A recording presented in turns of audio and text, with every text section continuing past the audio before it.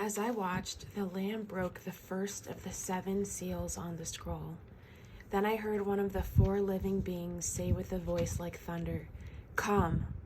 I looked up and I saw a white horse standing there. Its rider carried a bow, and a crown was placed on his head.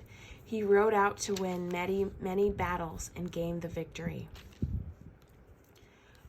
When the Lamb broke the 2nd seal, I heard the 2nd living being say, "Come." Then another horse appeared, a red one. Its rider was given a mighty sword and the authority to take peace from the earth, and there was war and slaughter everywhere. When the Lamb broke the 3rd seal, I heard a 3rd living being say, "Come." I looked up and saw a black horse, and its rider was holding a pair of scales in his hand. And I heard a voice from among the 4 living beings saying, "A loaf of wheat bread or 3 loaves of barley will cost a day's pay, and don't waste the olive oil and wine." When the Lamb broke the 4th seal, I heard the 4th living being say, "Come." I looked up and saw a horse whose color was pale green. Its rider was named Death, and his companion was the Grave. These 2 were given authority over 1/4 of the earth to kill with the sword and famine and disease and wild animals. When the Lamb broke the 5th seal, I saw under the altar the souls of all who had been martyred for the word of God and for being faithful in their testimony.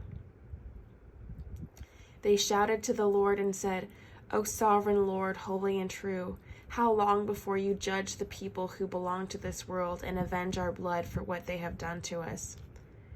Then a white robe was given to each of them, and they were told to rest a little longer until the full number of their brothers and sisters, their fellow servants of Jesus who were to be martyred, had joined them.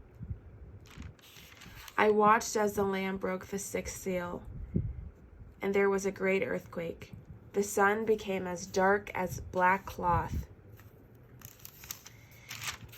and the moon became as red as blood. Then the stars of the sky fell to the earth like green figs falling from a tree shaken by a strong wind. The sky was rolled up like a scroll, and all of the mountains and islands were moved from their places. Then everyone, kings of the earth, the rulers, the generals, the wealthy, the powerful, and every slave and free person, all hid themselves in the caves and among the rocks of the mountains.